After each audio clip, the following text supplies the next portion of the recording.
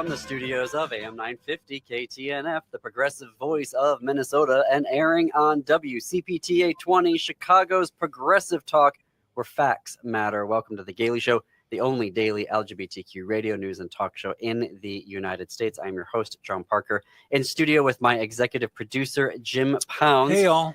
And Fridays are the day that we step back from the news, and obviously there's a lot of heavy things that are going on right now in Minneapolis. And please, stay tuned for the Matt McNeil Show, which comes on right after us for the latest of the headlines and what is happening and the best progressive analysis of the state of Minnesota right now. But we take Fridays to look at culture and entertainment because we believe there is truth that needs to be expressed in culture and entertainment, and particularly that which is queer or queer in expression. And so we wanted to highlight a couple of shows for you today that are happening in the Twin Cities, particularly because we also need to support the arts right now, because there is life in the arts and we need to be in community particularly, which is why we're not talking about film today. We're talking about theater, bringing people together. So in the second half hour of the show, we're going to talk about a production of I Love You, You're Perfect, Now Change, which is at Inver Grove Heights. But up first, 10,000 Things in St. Paul, Minnesota has the mission to awaken the creative spirit of audiences and artists by bringing essential and exceptional theater to people from all backgrounds and life experiences. Opening February 4th is their production of Men on Boats, which is absolutely not what it sounds like. Joining us from the show is one of the actors, Karen Weiss Thompson. Karen has been performing on stage and film for over 30 years, from Shakespeare to Neil Simon, and now to The Gailey Show. Hello, Karen. Welcome to The Gailey Show. Glad to be here. All right. So the title is Men on Boats. Let's start with an easy question then, but it's not Men on Boats, or is it? What is the show about, Karen? Tell our audience. Well, it's history. It's an actual historical event told from the perspective of people who were and have been marginalized instead. It's an entire cast, including women, non-binary, trans men, and people of color, like everyone who's been marginalized and didn't get to tell the story. And the story is an expedition exploring the Grand Canyon. Right. Right. It actually happened. It actually happened. 1869. Wow. Yeah. Lake Powell. This is that Powell who led the expedition. Wow. Got it. And Karen, I'm going to ask you a question. Karen and I have been on, full disclosure, we've been together on stage 4 or 5 times, something like that. We've played or more partners, brother and sister. We've done just about everything that's legal to do. I think you even killed me in a show once. Oh, that's my right. gosh. Well, that was an outlier. But Karen, there's a lot of people that are respected in theater, but you're one of the people that's beloved, in my opinion. You're the people that work with you know they've done something special, right? When they work with you, I think people would say that. So I'm trying to stay objective as best I can. But in this show, do you play one character or 25? This time I'm only playing one. Okay. Normally with 10,000 Things, especially if you're doing a Shakespeare or something, you're playing multiple characters. But I'm just playing one. Just one? Just wow. one. Okay. Because everybody is, I assume, because are you literally in a boat the whole time? Not the whole time, okay. But we reimagine how you could be on a boat in different ways on a very nasty river in uncharted territory. And there are 2 actors that do play 2 roles, but mostly everyone in the show is single character. Right. Well, when I heard about this, I guess my first thought was, what a perfect show for 10,000 Things, because it's taking something and turning it on its head, side. Right. It's not a straightforward reimagining of the same old thing we've seen a million times. It's always brand new with 10,000 Things. So is there anything about this show in particular that is more challenging because of its sort of unconventional nature, or are you doing it sort of straight up? Do you know what I mean? You're playing it I think attitudinally. there's a very strong approach of finding the humor, because I think in today's world, laughter is so important. Yep. And when there's joy, we listen with a more open heart and open mind. Mhm. So there is a really great balance of that, but it is still a story about a culture of people that just ignored the people that were here first. Right. Right. And looking at it from a different perspective. And in terms of just the logistics, imagine 8 people trying to fake the chandelier falling in Phantom of the Opera. That's a little bit what it's like trying to look like you're sailing a boat over rapids. Yeah. Well, you'd said I think just did a run through, and that you were kind of exhausted by it. So I imagine it's a run through. It's a workout. It is, especially Jim, you and I have known each other, 30 years. It gets harder when you get older. Yeah. I like doing Anne Frank, where we could lay in bed most of the time upstairs in our little bedroom. Yes, but then we would giggle and miss our cues. I know. So there's the downside. But this sounds like a real workout, and everybody in the cast probably, I mean, it's interesting because it's not a traditional play in some ways, right? It's an unconventional telling of well, it was still a remarkable story, what they did, but it's still an unusual telling. Can I ask? I want to unpack that a little more, because I've read part of the script, and I know the playwright was very specific about that. She was like, I do not want cis men to be playing any of these roles, and so the characters are historical folks, as far as we can tell. I don't know if all of them were, or some of them are like sort of sketches of a bunch of different people put together. But no, so they're all in there. Yeah. They're all okay. So they're all historical people, and the guys are going down there, an expedition, I think sanctioned by the U.S. government, to go down there, discover and literally name the things and claim it for the United States of America. But and all the people playing the roles are not cis white men. So talk to me then about bringing that viewpoint. Like, what does that bring to this story? Maybe particularly at the time that we're living in, where we have an occupational force that's going in and claiming stuff. Well, in a world that on a dime, the narrative gets claimed. Mm-hmm. Mm-hmm. And how quickly we choose who we're going to believe is telling the truth. Mm-hmm. And when you're dealing with history, sometimes it takes decades to get the marginalized perspective on what actually happened. And it's not about rewriting history or changing history. It's having historical background to reflect and say, what were we thinking? And as well as when you have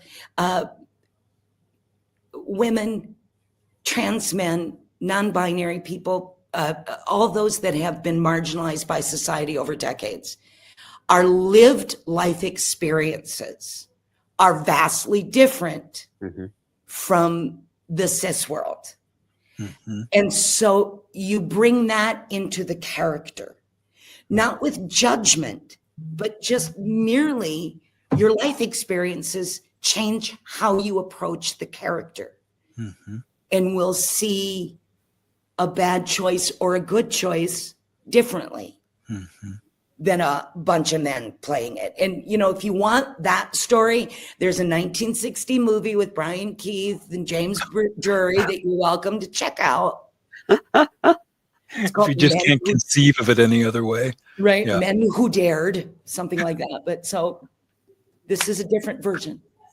We all know that version of it. I think when you hear Men on Boats, you immediately go to, okay, I get a sense of what this story is going to be. I'm curious then what came up for you seeing this history during the rehearsal process and going, okay, I know all this happened. I know that all the dudes did it, but now watching us do it, what came up for you viewing that history through the lens of rehearsing this show? Well, it's interesting because for me, approaching a character, I have to immerse myself in that story and the text of the story. So I very much look to the history of Walter Henry Powell. to inform who I thought the character would be. And I'm playing that character as honestly as I can, but with my lived life experiences. Mhm. And I think after the show's over, in reflection, it will be easier to look back and say, oh, do you know what I mean? But Yeah. when I'm in the process, it's like, this is who I am right now. Yeah. I mean, that's tricky. That's a tightrope. It is compartmentalization, which is not Yep. always good, but you know, you got to do the job, right? Yep. Totally. Well, and tell us about the company. Are these any of them new to 10,000 Things? Is this There's a lot of number of people new we know, people. or- Yep. And yet there's, you know, you've got quite a few veterans as well. George Keller, Elise Longier, and of course, Joy Dolo, our fearless leader, Right. has been in a number of 10,000 Things show. And then we have this amazing group of new people that bring so much excitement.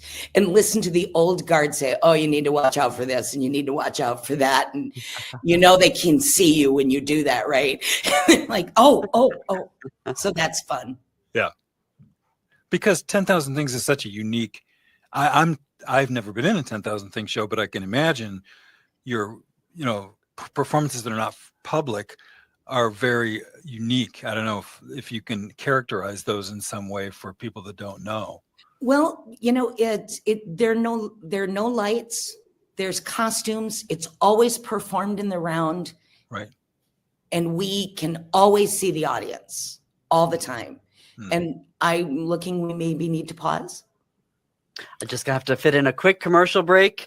Right here, we're talking with Karen Weiss Thompson from 10,000 Things production, upcoming production of Men on Boats, which opens February 4th in St. Paul. So next Wednesday. We're also going to talk about, when we come back from the break, there are a number of community hosted events where they're going to basically go on tour with the productions. We'll talk more with Karen about Men on Boats when we come back. You are listening to The Gailey Show on AM 950 Radio, the progressive voice of Minnesota, and WCPTA 20, Chicago's progressive talk where facts matter. More after this very quick break.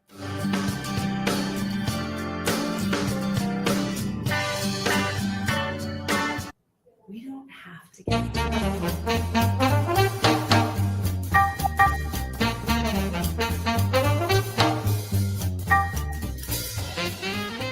Welcome back to The Gailey Show. I'm John Parker. It is coming up on the bottom of the hour. I'm here with my executive producer, Jim Pounds. It is Friday, which we focus on culture and entertainment. And specifically this week, we're talking about theater because we want to bring people together right now, particularly in the Twin Cities, to laugh and cry and learn different perspectives on history, which is why we're particularly talking about Men on Boats, which opens February 4th at 10,000 Things Theater in St. Paul, Minnesota. That noise you just heard is Jim holding up the postcard to folks who are watching on YouTube. You can check it out there. We are here with Karen Weiss Thompson, who is a member of the company. And Karen, before we get too much further, because I want to make sure that we talk about this. So there's the performances, which start February 4th at 10,000 Things. But then there are also some community hosted events where you're essentially going on tour. So can you tell us what those dates are going to be and where you're going to be? I can't, because I don't have that information in front of me. Oh. He might have it on his postcard. I do, yeah, Oh. because really what the public cares about are the ones they can go to. So Right. Right. And there are some public performances in community spaces. I But see. like when we perform at incarceration facilities or a lot Right. of our retirement centers or high schools, those are closed performances just for those communities. Right. So if you want to buy tickets, what I have in front of me are Open Book is one place that they have 4 performances. Hennepin Avenue Methodist Church on Groveland Avenue. It looks like there's about 6 performances. The Capri Theater on Broadway, a couple of performances, and 825 Arts, which is on University Avenue. They have about 4 performances running between February 19th and March 15th. And I'm telling you, if you have never seen Karen Weiss Thompson, this is a demand. You go to the show, you will enjoy the show. It'll be lovely. Joy Dolo's great. You'll love all these people. You'll love the play. But if you haven't seen Karen Weiss Thompson on a stage, that is your obligation right now. So pick up the phone. I want to. So I want to Texting get a little bit. Jim.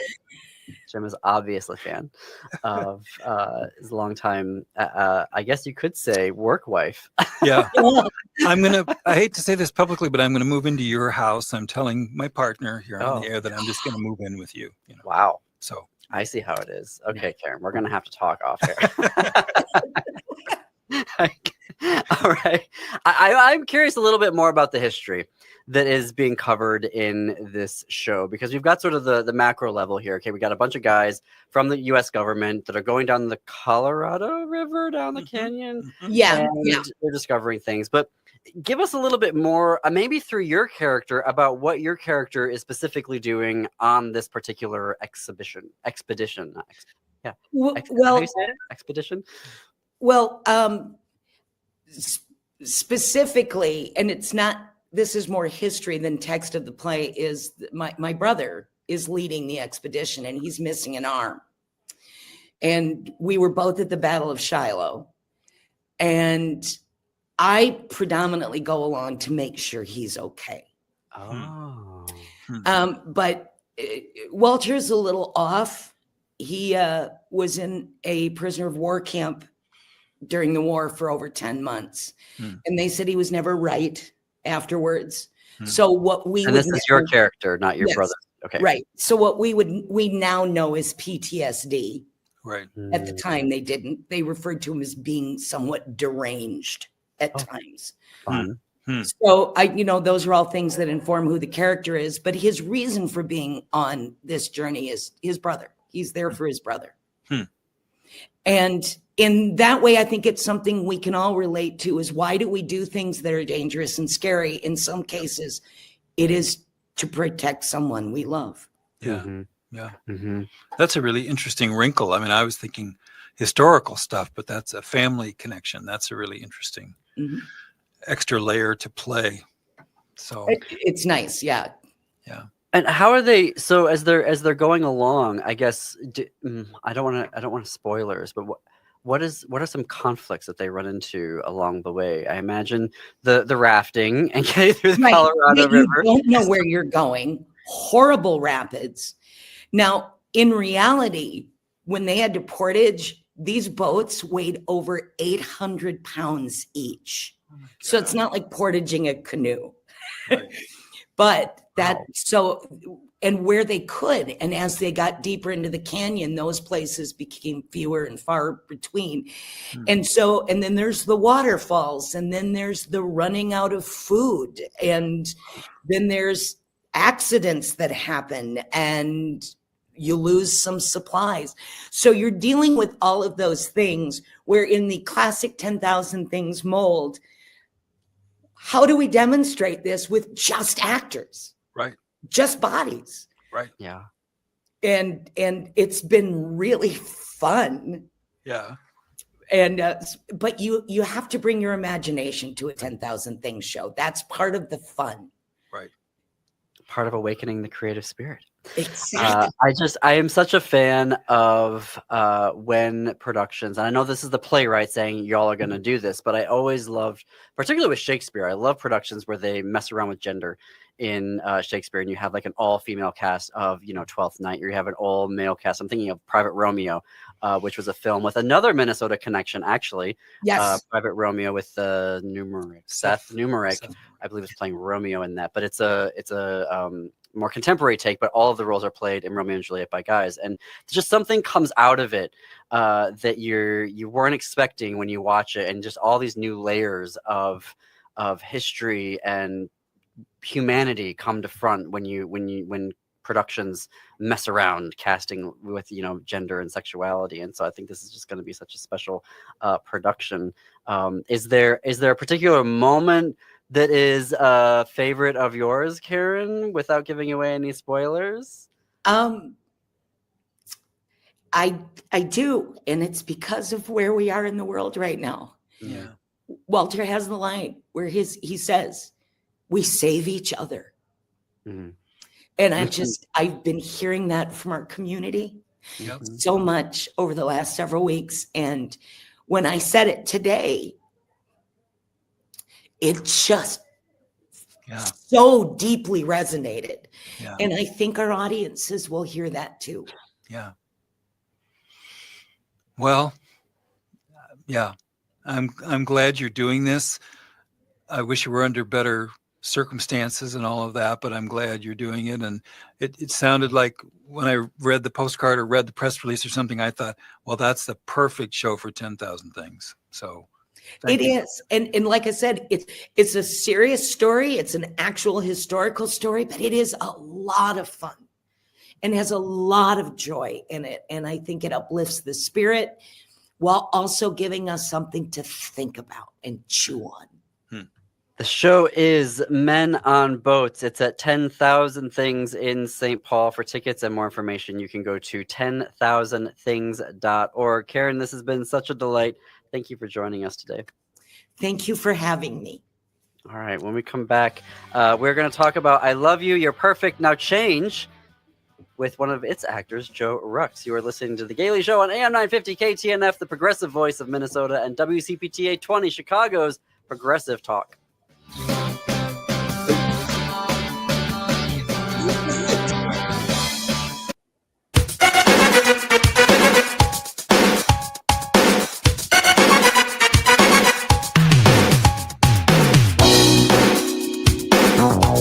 Coming to you from the studios of AM 950 KTNF, the progressive voice of Minnesota, and airing on WCPT 820, Chicago's progressive talk. Welcome back to The Gailey Show. I'm John Parker. It is 33 minutes after the hour. I'm here in the studio with my executive producer, Jim Pounds. It is Fridays where we look at culture and entertainment, and particularly right now because that is a life-giving thing that we humans do, and we want to be in community with each other right now, especially in Minnesota now more than ever. So we are looking at two productions that are happening in February this month. The second one we're looking at today is the Chameleon Theater Circle's production of I Love You, You're Perfect, Now Change, which is going to be at the Fine Arts Building in Inver Grove Community College, opening on February 13th. And joining us now from the show is Joe Rux. Joe, hello. Welcome to The Gailey Show. Hello. Thank you very much. Really excited to be here. All right. So for folks who don't know what the musical is about, which, you know, for the three of people that don't know what it is, tell us about the show and your production of it, how you're bringing it to 2026. Sure. So, you know, when people ask what the show is about, it's a collection of songs and scenes. And so it's not like a traditional musical or traditional play that has a through line and a plot, and it has a climax, and then a denouement and all the rest of it. It's a show of scenes and songs. Sometimes it's just scenes, sometimes it's just song, and then there's a combination of the two at the same time. So it's a two-acter. There is an intermission, but it's all scenes. And then basically, it says in the promos that we all play over 20 characters. But it's like when you say the land of 10,000 lakes, but it's actually the land of 25,000 lakes. I think it's actually more than 20 characters. Okay. So in the whole show. Is it closer to 100 characters that you're playing? Or? I think it's actually within 50, 54. Don't quote me on it. No. I can't be sure because still in rehearsals right now, it's all a blur. It's like I run around the corner and like, wait, I asked the stage manager, wait, who am I this time? What's happening? Yeah. So especially since you're not playing, it's not a through line like you say. So then you really got to be on your toes. Exactly right. Well, and backstage right now, we have a wonderful person in our cast who like mapped it out. So we have like a big piece of paper that says this scene here, this scene here, this scene here. So when you run off stage, you're like, okay, where are we? Oh, that's where we are. Okay. Oh, it's that one.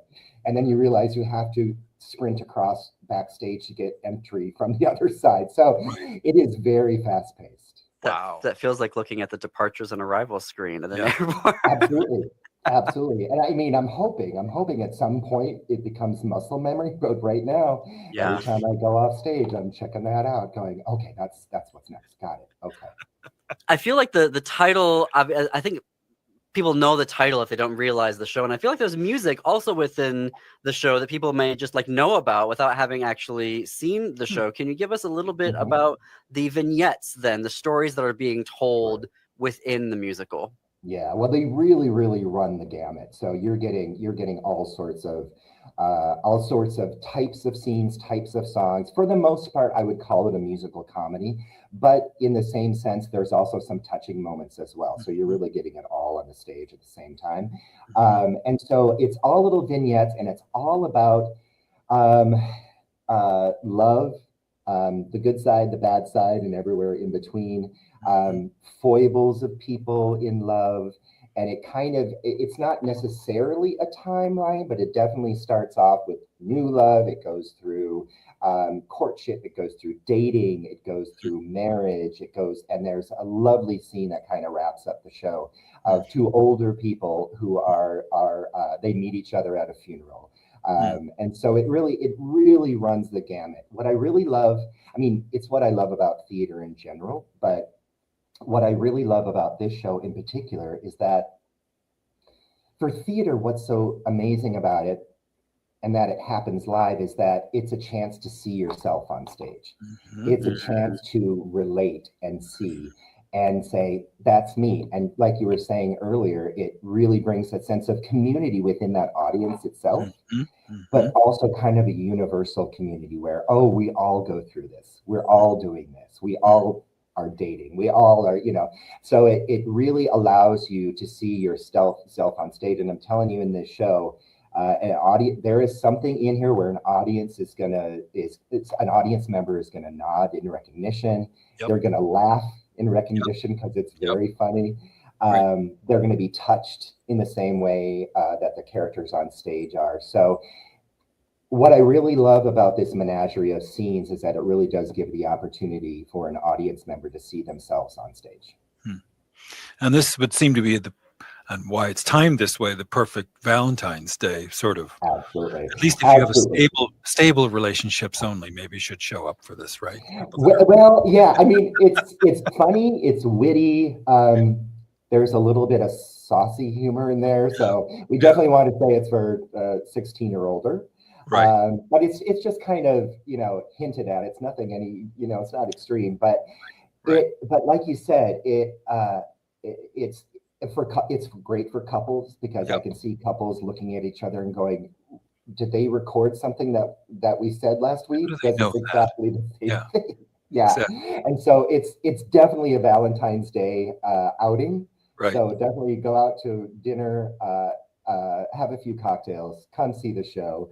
And like I said, you're going to recognize yourself on stage, all about the ups and downs of love. It's just, I still, in scenes that I have in the show, I'm still laughing. I break and I fall out of character.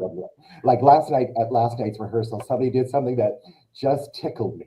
And it took me, we had to stop because we had to take a moment for Joe to collect himself. So, yeah. What's the space like at Inverhills Community College? I don't know that I've ever been in there before. Yeah, so I would say it's a medium to smaller size college theater. So, I don't know for sure, but I'm going to say it's at least 100, probably 150. I'm totally guessing on that. So it's big enough to have the excitement of a audience that size, but it's also intimate enough. So, if you're sitting in the audience and you think you're just going to blend into the background, we can see you. We can absolutely see everything you're doing. Yeah. Everything. Yes. But what that intimate space also does is gives us that energy from the audience very, very directly. So it's a little bit of smaller theater, but that's part of what I really, really like about it. And it's interesting because the backstage portion, the theater, the onstage theater itself and the backstage is probably as big as the audience of the house and everything. So it's a really gem of a space. I've been around a long time and I've performed in some interesting places. So, this is one of those spaces that is just a gem of a space. So Inver Groves Community College, really blesses Chameleon Theater with use of the theater. And you'll be able to see it. You'll be able to see it when you go there. That's great. And not a bad seat in the house. Not a bad seat in the house. With that kind of size. Yeah. Yep, absolutely. Yep, That's great. that's correct. Have you been to the theater there, John? I know you've been. I've been to Inver Hills. I just don't remember. If I've been to Inver Hills a couple of times. I used to work at Normandale Community Yeah. College, and I worked at St. Paul College in St. Paul. So I'm a big fan of the community college experience. I would only ever work at community colleges and higher ed. I just absolutely love the mission of community colleges, and I love that you're having this partnership with them. Is that like an official partnership that Chameleon has with Inver, or because it seems like it's a long-standing partnership that you all have together? It is a long-standing partnership. They've been a partner. They've been in partnership for a really long time. Official, I'm not sure. It may be on a production basis. I'm not exactly sure. But what is really great too is that community college is really open because we have a traditional show. So I Love You, You're Perfect Now Change is a traditional show. But what Chameleon Theater also does, and I was involved in it this last time around, is they have play festivals, new play festivals. And so I was part of the 10-minute play festival. So they have submissions for scripts, and they get scripts from literally all over the world. And then within Chameleon Theater Circle, they choose the plays. So I was part of the 10-minute play festival. There's also, there on a Saturday, there was, I think, 4 10-minute plays, maybe 5, but an audience is invited, and the playwrights, if they're local or if they can get there, are invited. Wow. which is unheard of, that you get absolutely, right, immediate feedback from an audience, and then they have talkbacks. Wow. After that too. So that's what I really love about Chameleon Theater Circle, but also Inver Grove Community College, that they have these kind of things. It's such an opportunity for a playwright and local actors too, right? Because it's right, really great because it's not a huge time commitment. But you still get that fix of live right, theater. Right. And it was really exciting. I think we had 2 playwrights in the 10-minute play festival that were able to be there for it. So, the audience were asking questions, but I, as an actor, I'm like, tell me, where did that come from? What spurred the idea? How are you this funny? I aspire to write like that, like you do. So it was really, and that's really food for an actor, because it's not very often that you get to be able to pick the brain of the playwright themselves. Right. So that's right, what I love about that community college, is that they're really a great host for this type of traditional theater, but also new, lively, exciting theater too. Right. That's great. We are talking with Joe Rux, who is performing in I Love You, You're Perfect Now Change, production by Chameleon Theater Circle at Inver Grove Community College. Their Fine Arts building opens on February 13th. I'm curious, Joe. So we're living through a moment, which is a light way of putting it right now. And I'm curious about, are there any works of theater that you would find solace in, that we should raise up right now as ways of processing the moment that we're in, when they're not going to see I Love You, You're Perfect, No Change? Right. Yes, that's number 1 on the priority list. I will tell you that a week ago or a week and a half ago, I went to the Guthrie and saw Somewhere, which is about an immigrant family in the 1950s who are living in New York. I don't know if I'm repeating what other people have already said, stop me, but about an immigrant family who is living in New York, who is a musical theater loving family. Really loves West Side Story. It's at the time that West Side Story were filming their outside scenes in New York City. So it's a really, really lovely play unto itself, written by Matthew Lopez, who is just such a prolific writer and has some really great stuff recently too. This is one of his older plays, 2014 maybe. But the fact that it's an immigrant family, that they're living in an apartment building that gets condemned because there's progress, it's being a little bit gentrified, but it's generational, with a mother and a son and a younger daughter. So I found solace in it because it's so lovely. There's wonderful dancing in it. And I went to the talk back on that too. And it was really, you could tell that the actors on stage during the talk back were I don't know that maybe one of them was local, maybe one of them was from Minneapolis, but otherwise it was like from New York City or elsewhere. And they found themselves in this situation, how profound it was for them to be in this production at this time. They were very emotional about it. And they also were like, they had a lot of pride in the production in that it came at this time. And so it was moving to hear the talk back, and they did touch on that subject and just how, because seeing actors in a theater production, whatever, you don't normally get to talk to them unless you're like me and a big nerd and stand at the stage door. But it was really great to hear them and really hear the emotion that they had about the show.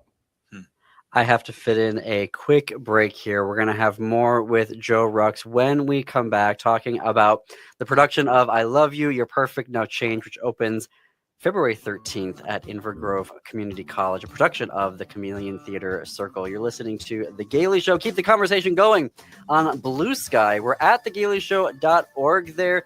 You can send me your thoughts about what you like and what you think I need to be doing more of. And I've been getting a lot of those lately. Anyway, more after this very quick break.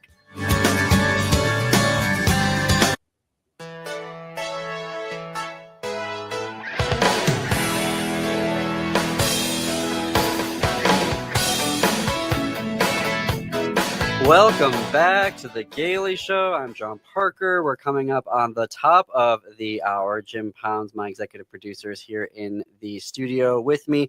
We're here with Joe Rux talking about the upcoming production of I Love You, You're Perfect, Now Change, which opens February 13th at Inver Hills Community College in Inver Grove. The production by the Chameleon Theater Circle. Folks, it's Friday. I can't talk anymore. But there's something I do want to talk about, Joe, because this is The Gailey Show. This production was, as I understand it, as I'm just learning, rewritten in 2018 from an original production in the early aughts. And the rewrite led to adding some queer couples. Yeah, that's exactly right. I really find it very interesting. I also find it a little bit taxing because as I get older, it's a little bit harder to memorize. And so I always, especially with the musical, I just get the cast recording and I can play it in the car on the way to work or on the way to rehearsal, and I learn it that way. This one you can't do it with because the songs are different. They're written differently, and so it's not really a matter of me just following along anymore. So that's a personal side note. But yes, they did rewrite it in 2018. And, because when I saw it in 2001, 2002, it was new, it was innovative, it was funny, it was timely. It aged well, but there were some things that didn't age so well. So that was edited. They added some songs, they took out some songs, they rearranged some lyrics. But for me, one of the most important changes that they did was they added a scene with two men, gay couple. And then there's another song of a woman singing to her wife. So the scene that I'm in with the gay couple, where our names are Frank and Frank. And we just had a baby. And a friend comes over, a single friend of ours, and it's a scene about how the two men are just really in love with their baby, just really, and it's that new baby couple that, oh look at Frank Jr. sit there and think it's the best way a kid has ever sat in their life. And how this single friend of theirs, her name is Ashley, she comes in and wants to meet the baby, but she can't because it's sleeping, we can't disturb it. And she brings a teddy bear, and my character says, oh, that's so sweet. And I look at my husband and go make sure that the eyes don't pop off. And she says, hey, why don't you get a babysitter? Let's go out. And we're like, oh, no, we can't go out. But you know what we should do? We should, donate our sperm so you can have a baby and become. So it goes. It's one of the scene that it's just a standalone scene. There's no music in that one. But there's also another scene called Waiting, where it's about a husband and a wife, and he's waiting for her in a shoe store. There's another husband and wife, and she's waiting for the football game to get over. And then there's a wife and a wife, where one wife is waiting for her wife to get out of the bathroom because they have a party to go to, but it's taking too long. And that song is called Waiting. So it's just, and it's and I know I'm repeating myself, but it's one of those things where, hey, love is universal. It comes in all shapes and forms. It comes in the highs, the lows, the lovely, the stressful. So I think that is one of the best additions to the rewrite of the show completely, because it really it opens it up, right? You know, in my performing years, I always wanted to do a cabaret of some sort on Valentine's Day, where, you know, it was for everybody, and everybody has the same experience because love is that universal language. So I really think that was one of the most important additions to it, and funny. I mean, it's the scene with Frank. So their names are Frank and Frank Jr. Frank Jr. Yeah, yeah. So it's one of the funniest shows. The scenes in the show, and that's the one where I mentioned earlier that I couldn't stop laughing during a scene. It was that. Yeah. So yeah. Frank and Frank. Oh boy, Jim, have you done the show? I have not. I'd seen a friend of mine do it, the off-Broadway production that Joe mentioned, Jonathan Rayson, who used to be a Twin Cities actor. Jonathan. Oh, I know Jonathan. Yeah, he did it. I don't remember. You said 2001. I saw him in it, and then went to his apartment in Brooklyn and spent the night before I flew out the next day. So we had a chance to talk about it a little bit. So I'm interested to hear that it's been updated. That's exciting. Yeah, it's really good. And it's updated, you know, in timely ways, like their Tinder is mentioned. So it's definitely updated in, you know, to make it more pertinent to today, which I find it really interesting. I probably find it interesting because I know what the original permutation was. And then seeing it, and just, you know, sometimes a playwright or a lyricist or whatever, it's a sacred cow, right? Their script is a sacred cow. They don't want to change it, and they don't want to do anything to it. And sometimes that's for the best. I think it was really insightful for the lyricists, the playwrights, to update it and, you know, expand it and make it new and fresh again. And it's probably going to get performed a lot more because of that. Right. Exactly. Yep, absolutely. Well, if anybody, I mean, if there's any a golden cow, it's Angels in America, and Tony won't stop touching that place. That's right. That's so funny. I have that right behind me. Angels in America. Yep. Everybody should have one in their house. Well, this has been a delight. The show is I Love You, You're Perfect. Now change. For tickets and more information, you can go to chameleontheater.org. Joe, it's so great to meet you. You're officially a friend of the show. So whenever you've got something coming up here, please come back and let us know about it so that we can chat. That sounds great. Thank you so much. And break a leg, obviously, Thank you very much. February 13th. Thank you. I appreciate it. And thank you, everyone, for listening or watching today. Up next on WCPT 820 for your Chicago listeners is Democracy Now! In Minneapolis, St. Paul, it is the Matt McNeil Show. Stay tuned after that for Native Roots Radio. And then at 10 p.m. Central, step into the unknown with Greg Bakken on Ghost Box Radio. This weekend, catch up with all of the queer radio. Starting on Saturday afternoon is Pride on AM 950. So you've got the best of the Gailey Show.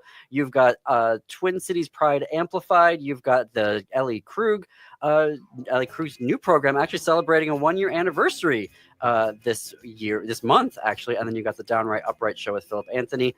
In Chicago on Sunday at 11 a.m., it's Out Chicago with your gay best friends, Ellen Miller and Scott Duff. And until this time, Monday, keep it queer, America. Keep it queer.